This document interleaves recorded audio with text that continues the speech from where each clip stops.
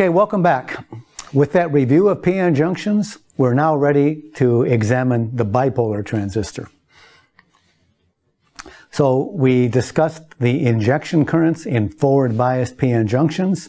We lower a barrier, we get electrons injected from the n side to the p side. We also lower the barrier to holes injected from the p side to the n side at the same time. So we have these two expressions for the electron and hole currents in a forward biased p-n junction. Okay, let's draw an energy band diagram for the heart of a bipolar transistor. This is an NPN transistor. We'll have a very heavily doped N-type emitter. That's what the N plus stands for. We'll have a less heavily doped P-type base, and usually an even lighter doped N-type collector.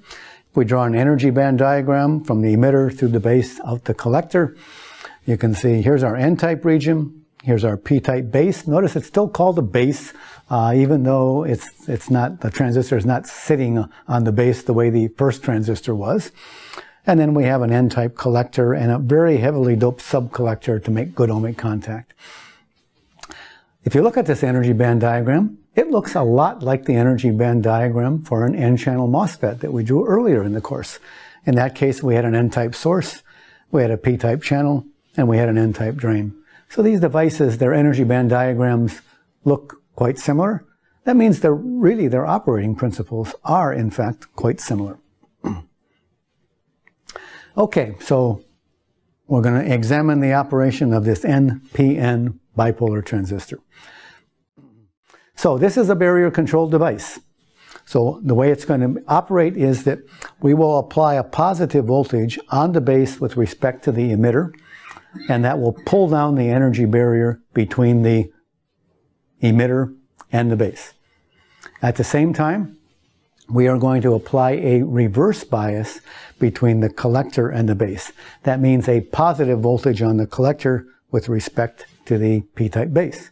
That'll pull the energy down and reverse bias that collector base junction. Okay, if we do that, this is the picture that we get. We have pulled down the base energy with a forward bias. We have then lowered the energy barrier for electrons to be injected from the emitter to the base. We have pulled the energies in the collector way down with a reverse bias. So now we have a lower energy barrier at the electron base junction. Electrons can be injected from the N side to the P side. They can diffuse across the P side, and then they can be swept by the high electric field and just flow downhill and out the collector contact.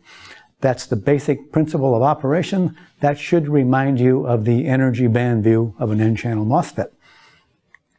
Now, there is a widely held view by people that bipolar transistors and MOSFETs are inherently different types of devices that operate on different principles. That, in fact, is not true. It's been understood for a long time. I can refer you to this very old paper from 1973, where it was pointed out that the insulated gate field effect transistor, what we now call a MOSFET, and the bipolar junction transistor operate on really the same physical principles. So this has been known for a long time, but the way it's presented in textbooks, probably the majority of people who work on transistors still don't appreciate the fact that these two different types of transistors operate on the same basic principles. So we are going to be thinking about this device biased in the forward active region. This is sort of like the saturation region of a MOSFET. In that region, we will forward bias the base emitter junction so that we inject electrons into the base, and we will reverse bias the base collector junction so that we collect the electrons that are injected.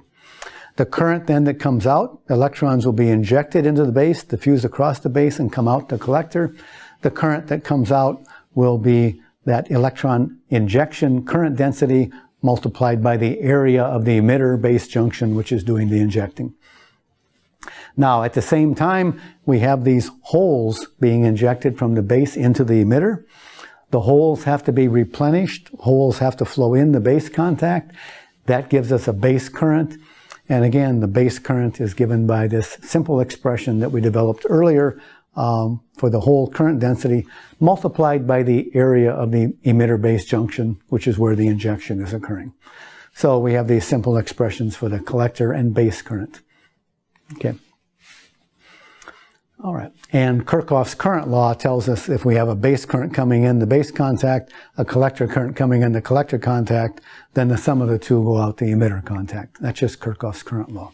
Now, you'll sometimes hear that what makes the bipolar transistor different from a MOSFET is that a bipolar transistor is a current-controlled device and a MOSFET is a voltage-controlled device. Well, not really. A current does flow when we forward bias the base emitter junction. And it turns out that in practice, in the use of bipolar transistors, it is frequently easier to control the current than it is to control the voltage. Because notice, the currents depend exponentially on the forward bias. So it would be very sensitive to the voltage that we apply to the base emitter terminal. We can get much better control by saying if we control the current that we inject in, then the voltage that we want is going to be proportional to the log of that base current. And that means it's much easier to set that forward bias precisely where we want to when we can set it by injecting a current instead of a voltage. But the device is still operating by forward biasing and energy barrier and lowering that energy barrier for electron injection. This current gain is an important figure of merit for a bipolar transistor. We would like the base current to be as small as possible. We use it to control the forward bias, but we really, that is a parasitic current that we prefer not to have. We have expressions for the collector current and the base current, both due to forward bias injection of carriers. We simply divide the two, and we'll get an expression for their ratio, which we call beta. And the ratio will depend on the ratio of diffusion coefficients, on widths of the regions over which the carriers are diffusing, doping densities of the two regions, and the Ni squared, the intrinsic carrier density in the N and the P region. So that ratio we call beta. In general, we'd like that to be high. We can make use of it in circuits as long as it's on the order of at least 10, 20, 30 or so. Okay. So in the forward active region, which is like the saturation region of a MOSFET, a key quantity will be the beta of this transistor. We can use this in useful applications if the beta is high enough, and we have a simple expression that relates beta to the parameters of the semiconductor that we can control, the doping density, the thickness, and to the diffusion coefficients and intrinsic carrier densities, which we have to live with. They're material properties of the material that we're using. The IV characteristics will have output characteristics. Output current is the collector current. Output voltage is the voltage between the collector and the emitter, just like the output characteristics of the MOSFET. In fact, they look a lot like the output characteristics of a MOSFET. But now, instead of stepping up the base emitter voltage, we're stepping up the current. Each one of these lines refers to a different current injected into the base contact. There will be a region here that we call the forward active region. Emitter base junction is forward biased. Base collector junction is reverse biased. Like the saturation region of a MOSFET, in that region we talk about beta, the ratio of the collector to the base currents. We can also plot the transfer characteristics. We can do that on a log plot, the log of the output current versus the input voltage. So just like the transfer characteristics of a MOSFET. We'll see a subthreshold regime. Because there is no volt drop lost in an oxide when we apply the voltage directly to the PN junction, the subthreshold swing is always 60 millivolts per decade. So we'll have a base current that is 10, 20, 30 times lower than the collector current. If we go to high enough current densities, we'll see that the current rolls over. That sort of looks like the above threshold region of a MOSFET, but it's not. This device is really operating in the subthreshold or the 60 millivolt per decade regime over the entire range of currents. What's happening up here is when we get to very high currents, we have volt drops in these series resistances that are reducing the voltage that actually gets in and forward biases the PN junction. So that rollover that you see there is just due to the inevitable effects of the series resistances that are there. Now, let's compare MOSFETs versus bipolars. We have two different types of transistors. How do they compare? We've seen that for analog or RF applications, we have two important figures of merit. One is the transconductance, the derivative of output current with respect to input voltage. The other is the gain bandwidth product, the maximum frequency at which we get a gain of at least 1. And that's the ratio of transconductance over 2 pi times the total capacitance of the device. Now, in a MOSFET, in the velocity saturated mode, the drain current is given by a set of constants times VGS minus threshold voltage. In the bipolar transistor, the behavior is exponential due to this exponential injection of electrons across the emitter base energy barrier. So it's proportional to E to the Q voltage between the base and the emitter over KT. Transconductance, we just differentiate output current with respect to input voltage. The transconductance of the MOSFET is just these set of constants, oxide capacitance, saturation velocity, things like that. I can rewrite that expression as output current divided by VGS minus thermal voltage. That's just another way of writing the same quantity. Bipolar transistor, I can differentiate its output current with respect to its input voltage. And what I find in this case is I just bring down a KT over Q downstairs. So I can write the transconductance as output current, collector current, divided by a voltage. In this case, the voltage is KT over Q. All right, that's the bottom line. Let's take a look at that. We have these two different expressions for the transconductance of these two different devices that operate on similar physical principles. Let's just assume that I'm biasing at 1 milliamp. It won't really matter. I typically might have in a MOSFET a gate to source voltage of 1 volt and maybe a threshold voltage of 0.2 of a volt. For the bipolar transistor, I'll be operating at room temperature. KT over Q is 0.026 volts, a much smaller voltage. If I compute the transconductance of the MOSFET, that's 1 milliamp divided by VGS minus VT, that's about 2.5 millisiemens. If I compute the transconductance of the bipolar transistor, you can see that it is 1 milliamp divided by a much smaller voltage, so it's more like 40 millisiemens. So if we compare those two, you can see that the transconductance of the bipolar transistor is significantly larger than the transconductance of the MOSFET by a factor of 20 or so. So this is the key difference, that in practice, MOSFETs display a significantly higher transconductance. They are inherently better amplifying devices.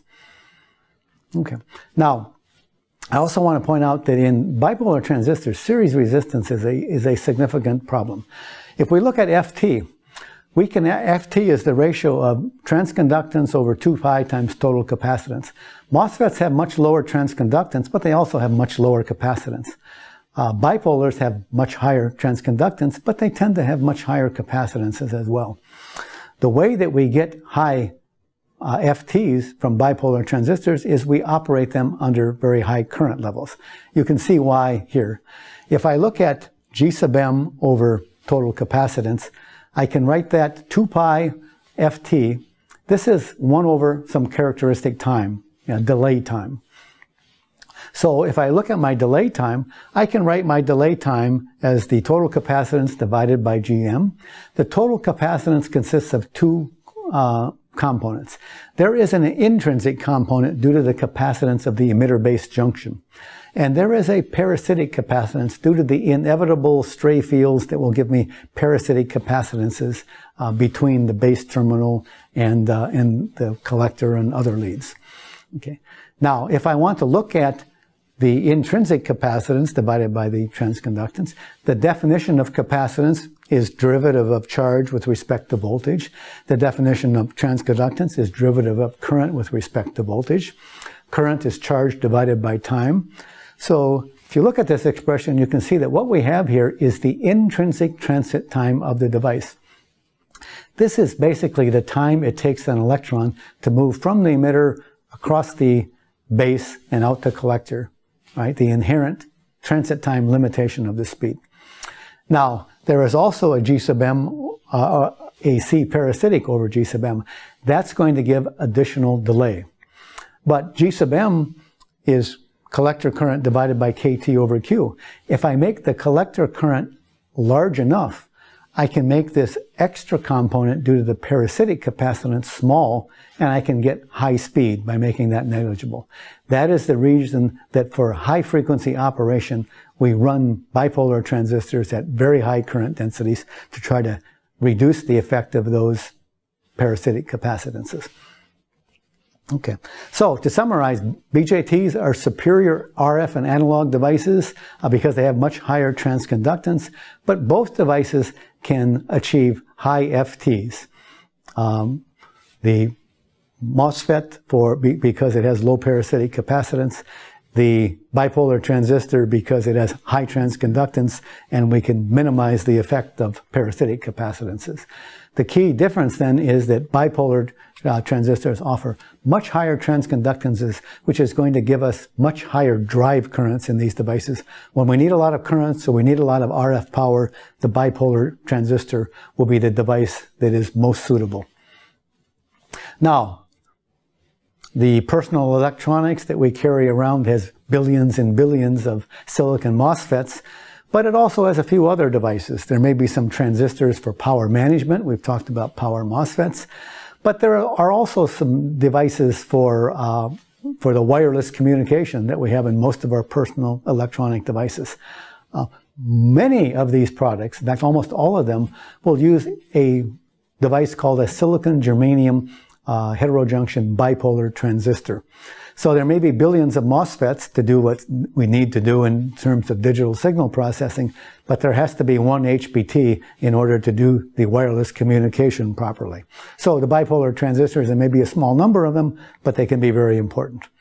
Well, what is an HBT? That's what we want to talk about in the rest of this lecture. Modern transistors are all heterojunction bipolar transistors, so I want to explain what an HBT is, why they are useful, and we can do that by going back to this simple expression for the common emitter current gain that we developed. If we look at that, we see a ratio of intrinsic carrier concentrations in the base to that in the emitter. If we have a material made out of all the same semiconductor, we would call that a homojunction bipolar junction transistor. Then the NIs are the same and that term drops out. So you can see that the only way that we can get high current gain is really to dope the emitter much more heavily than the base. That will give us high current gain. Now, we would prefer to dope the base very, very heavily. That would make it thin, and we could still maintain the resistance as low. We need low resistance because that plays an important role in RF circuits. So we would like to have a very thin base for speed. We would like it to be very heavily doped to lower its resistance. But we are constrained by homojunction physics to make the doping of the emitter much more heavily than the doping of the base in order to suppress that back injection of holes. But we can get around that. If we use a wide bandgap emitter, then we're recalling that the intrinsic carrier concentration squared goes as e to the bandgap over kT, e to the minus bandgap over kT. If we have a wide bandgap emitter, we have the ratio of the intrinsic carrier concentration squared, assuming that the effective densities of states are about the same, gives us an e to the difference in bandgap over kT. That number, just for a small bandgap difference of a 2 or 3/10 of an electron volt, can give us an enormous number that will offset this ratio here of doping densities. We can, in fact, make the base much more heavily doped than the emitter and still get acceptable current gain. That is the primary advantage of an HBT. Sometimes, you'll see, oftentimes we use a double HBT. One of the things that a double HBT gives us is a more symmetrical device, which is often useful. It can give us a reduced collector offset voltage, which I'll explain in a minute. And the fact that it's a wider bandgap means that we can often apply a reasonable voltage and still get a high enough breakdown voltage because it's a wider bandgap material. All right. Okay, so if you would like sort of a look at current state-of-the-art in 3.5 HBT technology, I can refer you to the first reference here. And if you'd like an understanding of the critical role that parasitics play in achieving high-frequency performance in these devices, there's a second paper that I can refer you to. This is what the output characteristics might look like for modern-day 3.5 HBT technology. One of the things that you'll notice is that the current doesn't go through the origin. There is a collector-emitter offset voltage, which is undesirable because it increases the power dissipation. The use of a double heterojunction bipolar transistor sort of reduces that offset voltage somewhat, but the structures that are built are still somewhat asymmetrical, so that it's not a symmetrical device, and that leads to that offset voltage, which you're not used to seeing, certainly not in a MOSFET, which can be almost exactly symmetrical. You'll see that there is no early effect. It's being masked by thermal effects. These devices are run at very high current densities. There's a lot of self-heating. Their thermal conductivity doesn't tend to be as high as silicon. Those thermal effects can lead to a reduction of current as you go to higher and higher voltages and you have more power dissipation. So those are what the IV characteristics look like. These are an example of FT and Fmax versus the DC bias currents. And you can see that as you increase the bias current higher and higher, you get higher and higher frequencies. Eventually it goes too high and the series resistance and thermal effects dominate and you reach a peak. You can see that the peak Fmaxes here are exceeding a terahertz for this device. So very, very high frequencies can be obtained if we run these devices at very high current densities to minimize the influence of parasitics.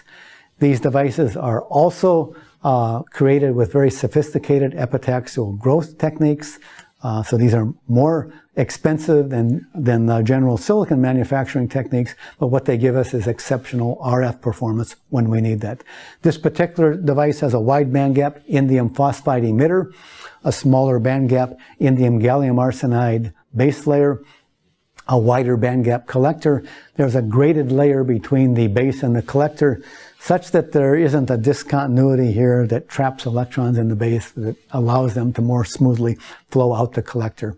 The collector is wide bandgap, which gives us then a more symmetrical device that also has a higher breakdown voltage than we would get if we used in-gas for the collector as well. So that's an example of what it might look like. The fabrication processes tend to be simpler than silicon processes. A typical process might look like this. So the first step in the process would be, after growing the layers and depositing the emitter metal, would be to do an etch. After the emitter, we first do the emitter metal deposition. Then we do an emitter etch. We etch down through the emitter and we expose the base. Then we can evaporate the base metal contact. We can then do a second etch. We can etch away through the base and expose the collector areas. Then we can deposit the collector contacts. The heart of our device then is this one-dimensional structure, but again, the current has to get out through the contacts, so there's lateral 2- and 3-dimensional current flow. So if I think about these 3.5 indium phosphide HBTs, some of the key challenges are the contact resistivity, because we operate them at very high current densities. That leads to some device heating issues, so we have to be carefully consider the thermal effects in these devices. Parasitic capacitance are a constant struggle to minimize the effects of these parasitic capacitances so that we can push to the higher and higher frequencies. And current gain is a bit of a problem, because as we reduce the size of the device, then around the perimeter there are some defects that occur in this mesa isolation process. The injected electrons can recombine with holes at those surfaces, and that lowers the current gain of the device. All right, so let's just summarize. This has been a quick look at HBTs so that we know what the devices are about, how they operate, and what they are useful for.